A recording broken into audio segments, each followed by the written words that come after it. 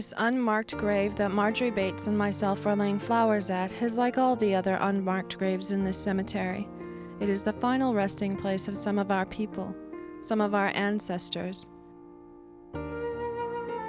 In this field of unmarked graves lies mothers, fathers, brothers, sisters, aunts and uncles, cousins, and also grandparents, who've been laid to rest in a cemetery in St. Albert, a town just north of Edmonton, Alberta.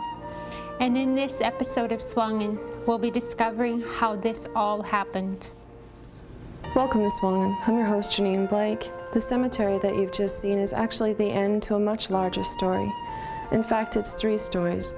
The story of a devastating disease, the story of a hospital, and a story about our people.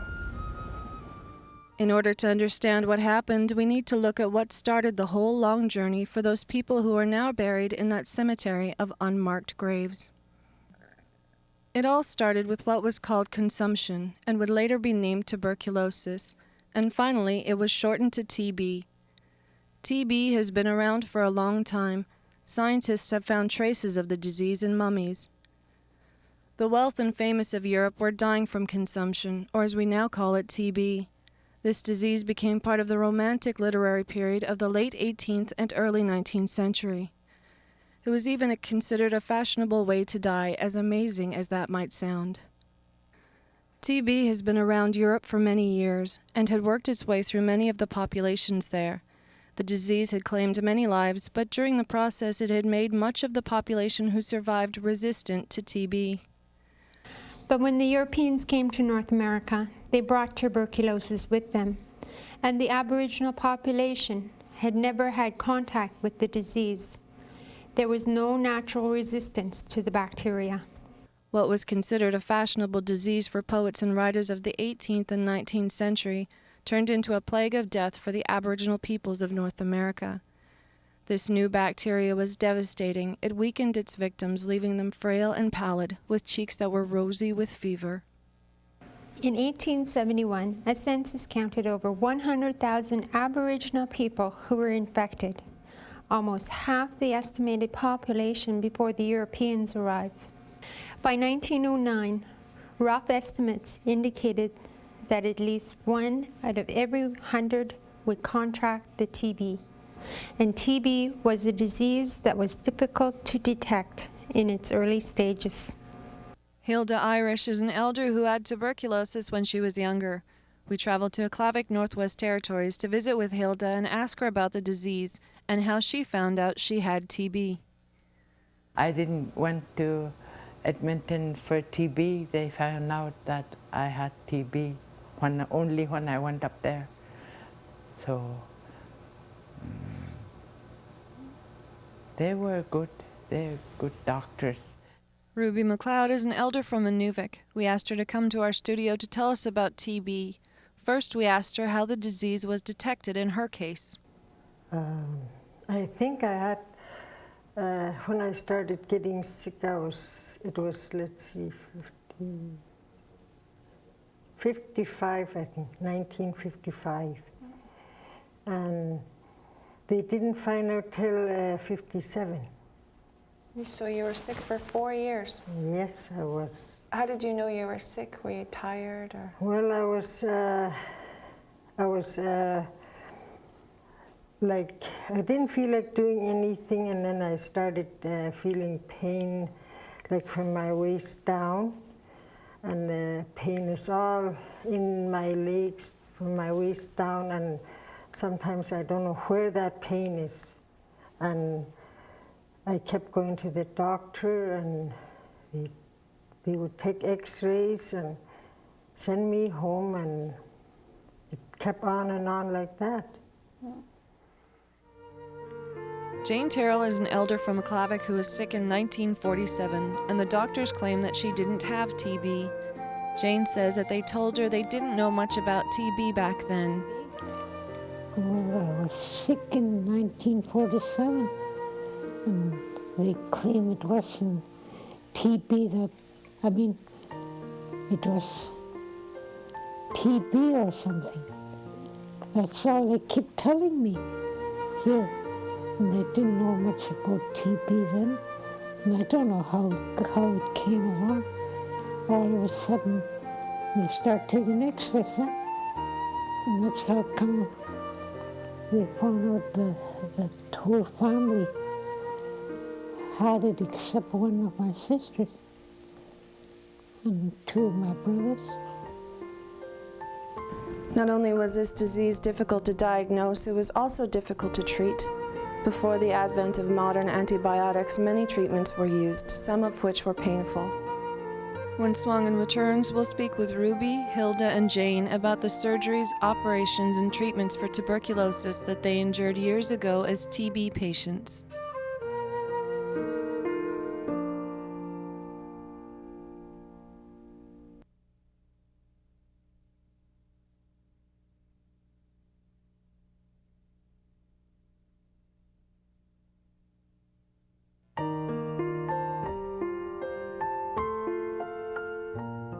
Welcome back to SUAANGAN. Before the break, we talked about how tuberculosis requires special hospitalization and specialized treatment. He said it would be 2 or 3 months before you could have a surgery? Yes, he said like 2 or 3 months. He said we will do a surgery on you, and what we will be doing will be a spinal fusion. So I asked, like, what is that? What are you talking about? And he said, like, I had TB in my spine, and they will remove some of the parts where the TB was, and they will put a fusion in there. But he didn't say what kind of a fusion. And then he said, after that's done, we're putting you on a bed which is called a striker frame. And I seen a few patients on that. So I said, what is a striker frame? And he said, it's one of those, you see one of those patients over there with that little narrow sort of a bed, he says. I said, yes. He said, we will be putting you on one like that after your surgery. And he said, after you're on there, we will be turning, like you'll be laying on your back for 8 hours. Then we turn you over, you know, they strap us on. They put another one over us. They strap us by the feet and up here. And then they turn us over really fast. And that's when it's so painful that we always scream. But at one time there, I told them, can you give us something for pain before you do that? And they said, okay. So they, after my surgery, they did that. They sort of give me, I don't know, it's a needle, and it's probably morphine or something like that. And when they turn you over, you don't really notice after that, but they won't give it to you all the time. After so long, they could giving you that needle. And then it's every 8 hours, they would turn us over. And when they turn us on our stomach, that's when we feel better and we can eat by ourselves, like, you know, they put our tray below us. And we can eat by ourselves, but when they put us on our back, you know, they have to give us a hand and like sort of feed us. And we weren't allowed any pillows. Just a little square one, just enough to put under your head, and can't even lift our head. We have to stay quiet like that. I went in December and April they operated on. What kind of an operation was it? Collapsed lungs. I had an operation on the set. Put all my right around from right down to here. I put my arm aside and cut some. They found out then they didn't have to take all the ribs out of, but I think when Hilda went, she had most of her ribs out. But me, when I went, they found out they didn't have to take all my rib out, just 3 little pieces, 3 places to put that much out to collapse my lung. They were good. They're good doctors. they operate me. They do lots of things. They put wax inside my lung, let it stay there for 3 months, and they take it off. It was healed. So I had a big operation there. They took 4 ribs out of my back, 4, to put my wax inside me to keep my lungs down so it could heal up. That's what they did. And they give me needle. I don't know what they call that. Needle for my TB. That's what they gave me for 1 year, I think, and I get tired of it. They operate me. That's the time I get better. Every day I have needle. Oh, it's sore, but I just have to take it. I don't know, I'd been snooping around my mom's junk and I come across her papers, bunch of papers.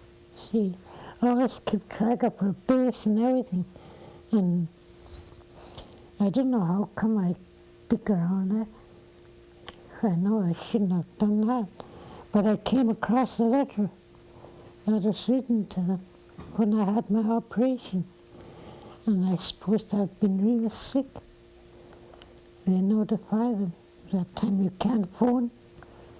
It's just by mail.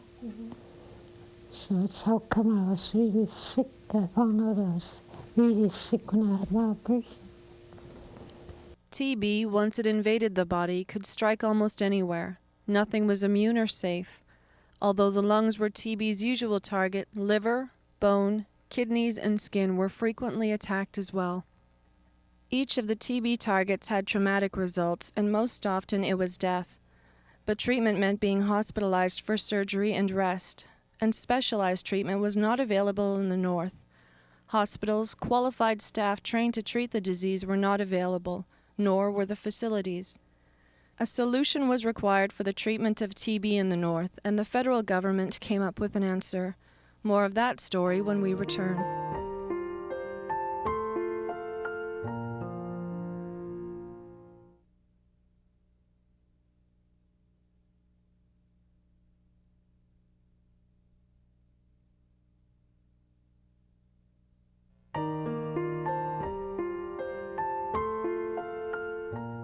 The Department of National Health and Welfare was given the responsibility to combat the TB epidemic among Aboriginal populations.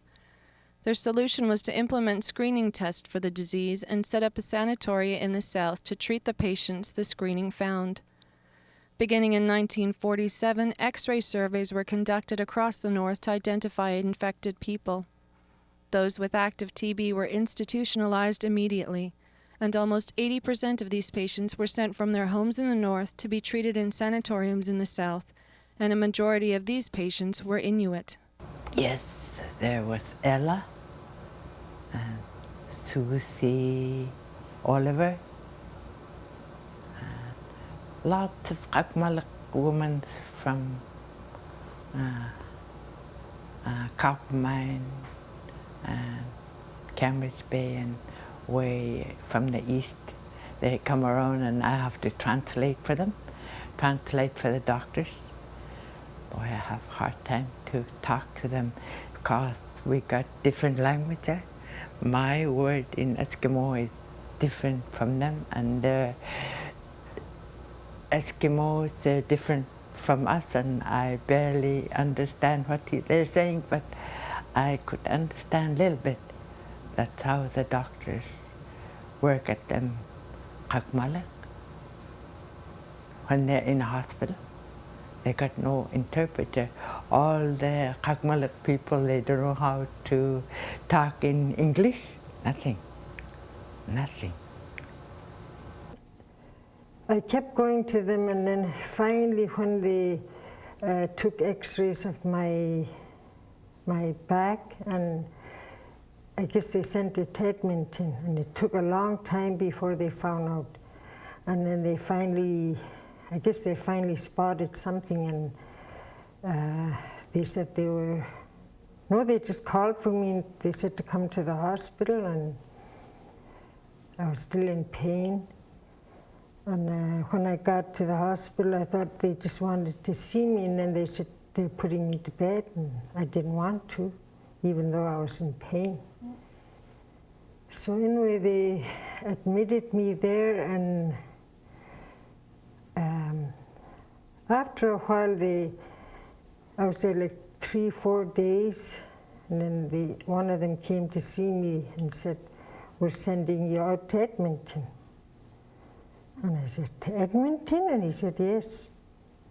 So I said, "You know, for what?" And he says, there's something wrong with your back." And so I asked him, what do you think it is? And he said, "We think it's, them days they just say TB." And I kind of figured out right away what they meant, because I had it in my lungs before that. I think it was 1952 in December, just before Christmas, I can't remember, because they just found out about this TB operations. And I was kind of going down, I guess, so they sent me out right away. But I wasn't spitting out TB germs, huh? So that way I didn't have to wait too long for my operation. I went down in December. I had my operation in April, I think. April. Ultimately, the government's solution to the treatment of the disease meant that facilities to treat and house patients had to be created for hundreds of people infected with the TB. Which leads us to the second part of our story about the unmarked graves in St. Albert, Alberta. It's the story of a hospital facility that would eventually become the Charles Camsel Hospital.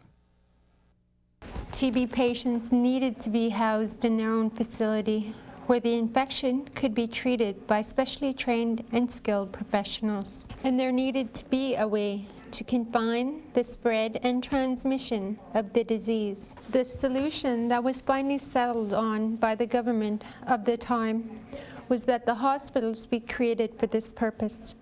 These hospitals would be eventually described as sanitariums. The Charles Camsel Hospital was to become one of those sanitariums. It started its life as a Jesuit college hospital, then became a military hospital during the war years, and finally it began its life as a tuberculosis sanitarium on June 1st, 1946, when the land and buildings were transferred from the Department of National Defense to the Department of National Health and Welfare. The hospital was named at this point as the Charles Camsel Indian Hospital and would service the Arctic as well as the Aboriginal population of Alberta. Many of the residents of the area complained about having the hospital in their neighborhood. In addition, groups of veterans and others wanted the redwood buildings utilized for housing to relieve the acute housing shortages that existed during the post-war period. But eventually, this opposition would disappear once the hospital was established and volunteer assistance was provided by nearby residents and by the city. It was during this time that Ruby MacLeod, Hilda Irish, and Jane Terrell were patients at the center. Well, when I first got there, they brought me into this big hospital there, and I was on a stretcher, and they were, taking me down the hallway, and I didn't know where they were taking me, but they took me into this one. There was a big ward, like they have 8 patients in there, and there's 4 on one side and 4 on the other side, and there was an extra bed there. That's where they put me. And I didn't know anybody, and they put me there, and they didn't say nothing until the next day when the doctor came around, and he just came and talked with me, and that was it. And he didn't say if I had TB or anything. Well, there was 4 of us went, I think, at the same time. And there was, gee, I think the 3 that went with me is already gone, passed on. What were their names? One was Susie Soupy, I think. Charlie Soupy's mother. And I forgot who was the other 2. I forgot who was the other 2. But I know they passed on already. In the spring of 1946, the first Inuit patient was admitted to the Camsel hospital, and by 1953 there were almost 3,000 Inuit registered in tuberculosis hospitals across Canada. Our people were sent from their homes to a place where their language and culture wasn't understood, and the treatment for TB was not only arduous, it was not easy to understand, and all patients were to follow a strict regimen that was composed of 4 levels. Level 1 was the most stringent, for the most seriously ill. It was strict and total bed rest. This meant that you couldn't leave your bed for any reason. This meant that some people were kept in bed for a year or longer. After 3 months, they took my wax off, and that's it. I get better, and they told me I'm ready to go home. It's good. You start walking around every day, all day. Before you go home, you have to get your strength back because your legs are weaker. You never walk around for 1 year and 10 months. You stay in bed. All you get up is for your x-ray, and they get your blood test and all that. Level 2 meant the patients could sit in a chair once a month. Most patients were happy to get to level 4 because they were allowed to walk for short periods. This meant that they were going home. Next week on SUAANGAN, we'll continue our story with Ruby, Hilda, and Jane about the Charles Camsel Hospital. They'll tell us about the loneliness, the long confinement, and the faith that got them through. Not all of the tuberculosis patients at the Charles Camsel went home. Some of the patients died from the disease and are buried in unmarked graves in the St. Albert Cemetery. On next week's program, we'll bring you a memorial that has been dedicated to all those who rest in the unmarked graves.